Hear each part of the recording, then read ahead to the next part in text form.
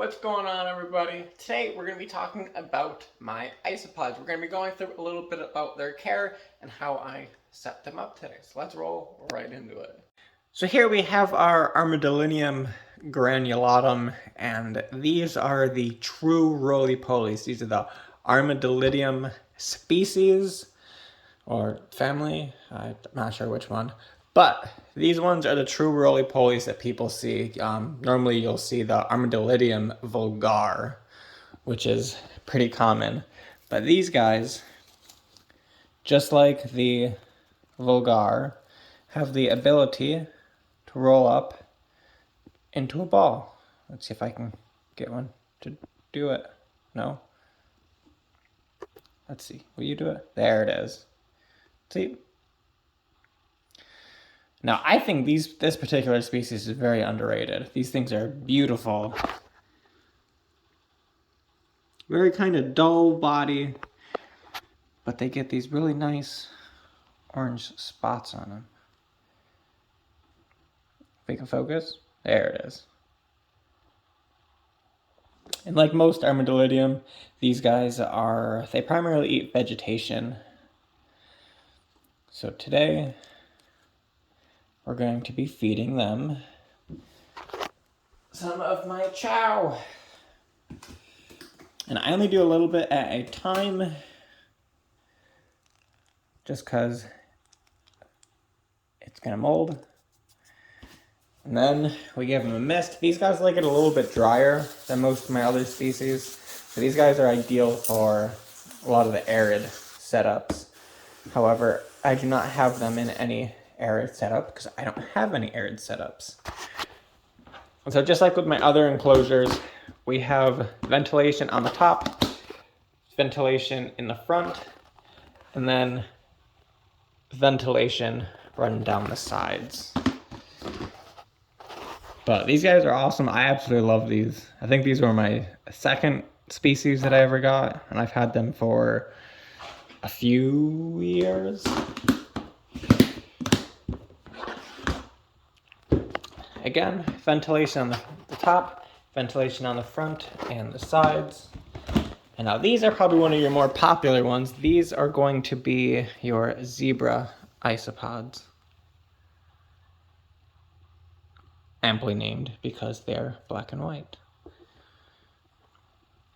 Tons of babies. Not all too many adults. They started dying pretty rapidly. I would assume from old age based on how many babies you see here.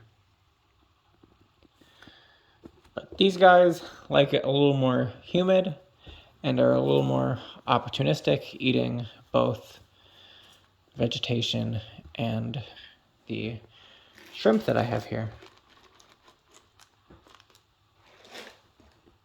Do a little bit of that, a little bit of this,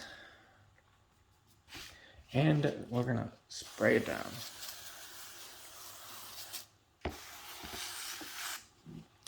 And it's important to have a humid side or moist side and a dry side with your ventilation on it for good cross ventilation, and you'll be less likely to have tons of mold form.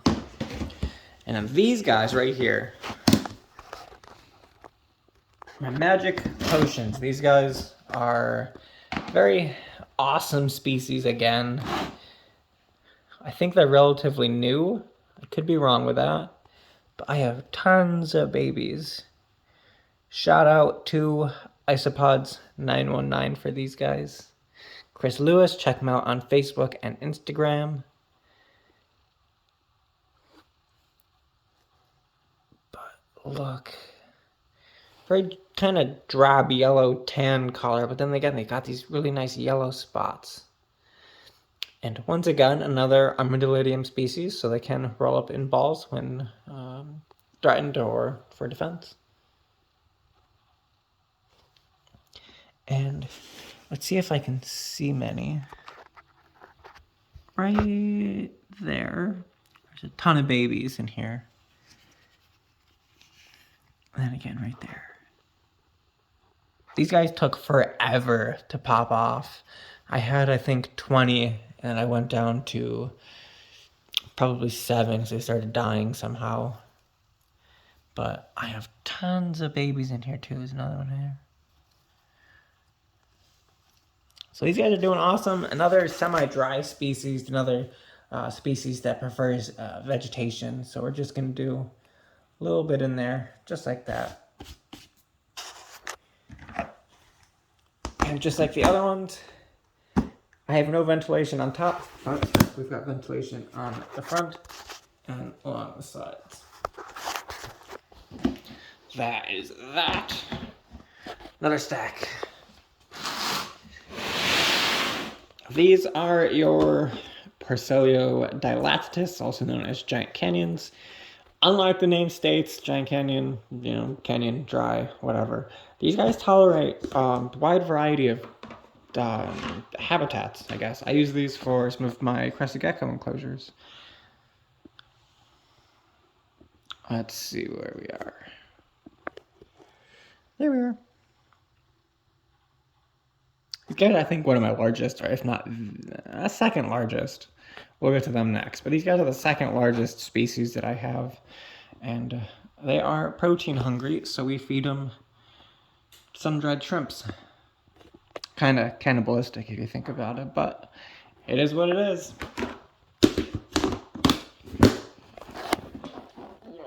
One-handed. Nope, 2 hands. Next up, we have 2 different morphs or variations of Parsolio scaber.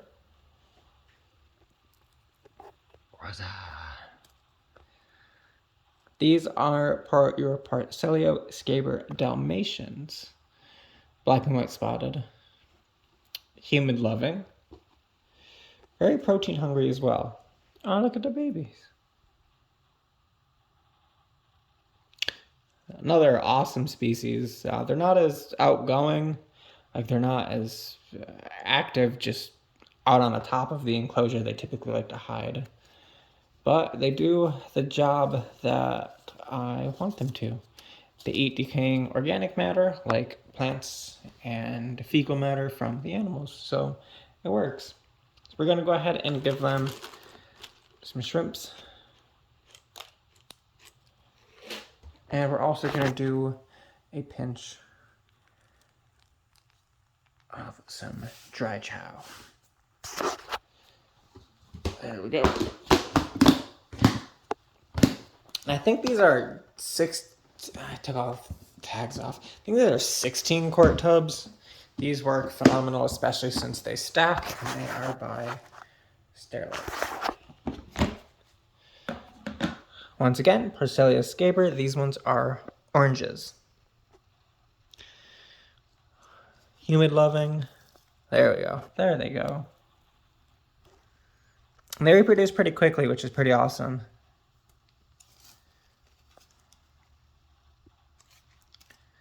They make really nice art. I forgot to spray those guys. Let's go ahead and do that.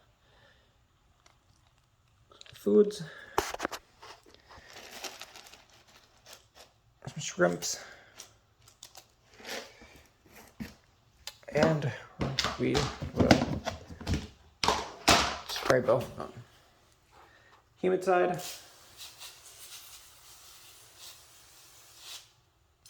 Humid side. I think this one might have died. Nope, it's all good.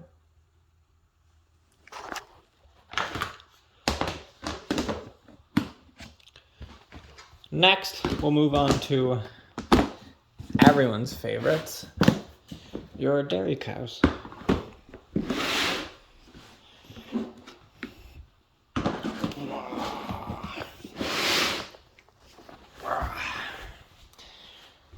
Different containers, but they do the same job.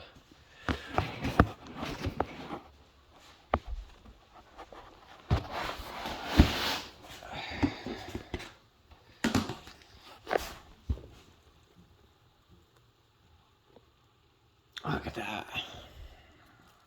What? There's no one over here. This is a Magnolia Seed Pod. They like to hide in it, they can eat it, and eventually it will decay. These ones are your Parsolio Levi's, dairy cow. They are a Marv, the dairy cow. They don't normally look like this. But I have some of these guys in Hades enclosures, and they do phenomenal. They do work on organic material, like the leaves that I have in there for them, and they do work on his poop. So they get some dry stuff, get some scrimps. I know they'll be able to go through that.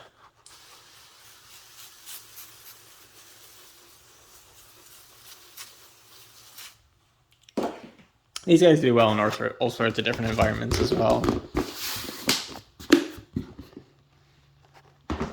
We have double stack. This one has way more in it.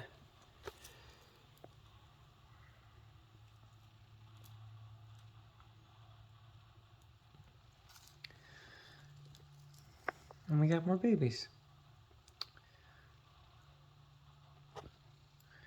Wow, these guys have so much more in there. I think these guys are the largest. We spoke about that a little bit earlier. But I think these guys are a little bit larger than the giant canyons that I keep. They are by no means the largest species of isopod.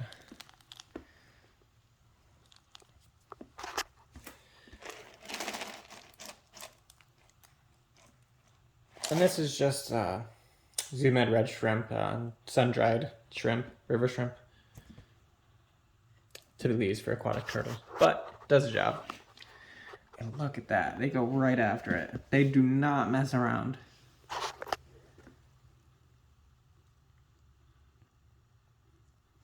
Wonder if we can hear them.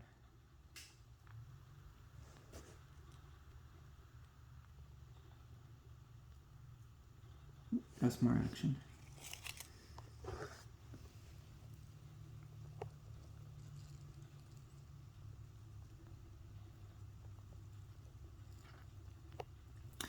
And let's take a look at some other guys. These are the last species that I have, but they are two different morphs. They are the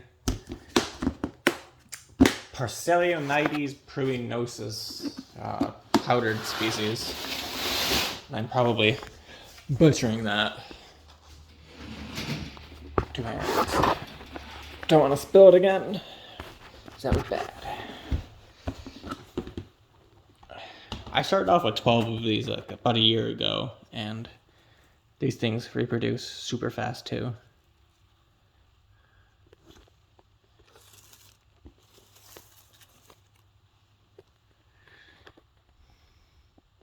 But leafy, organic material, and I supplement some dry trout and some shrimp probably once a week.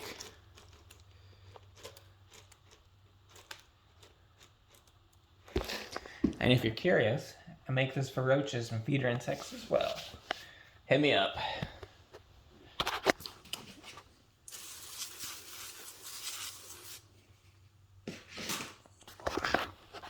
So these are the orange Marv, as you can tell. And they are named powdered orange in this instance because you get that nice kind of matte color instead of the shiny color all the time.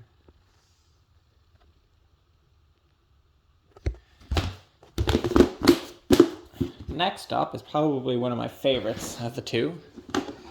We have your blues. They look more gray, but sometimes you can get them to look almost purple. And there's so many.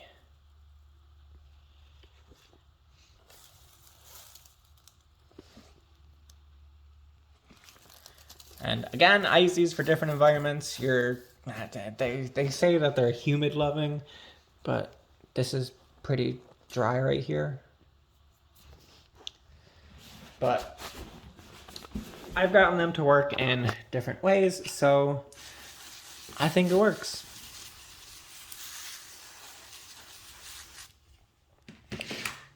I'm gonna go ahead and feed them. That might be too much, but we'll see. The springtails will eat the mold if they does so. And all that food will be gone in probably a day or so. But I feed them twice a week, sometimes just once a week. But I miss them 3 times a week, or as needed. If you guys like this video and you want to see more, don't forget to like and subscribe and hit the bell icon while you're at it. You can also check out my other social media accounts like my Facebook business page for anything related to this in terms of sales. You can also check out my Instagram channel. Everything is at Salt City Reptile Ranch. You can also check out the link down below to my link tree, and all the links will be in that. Thank you, and I will see you in the next one.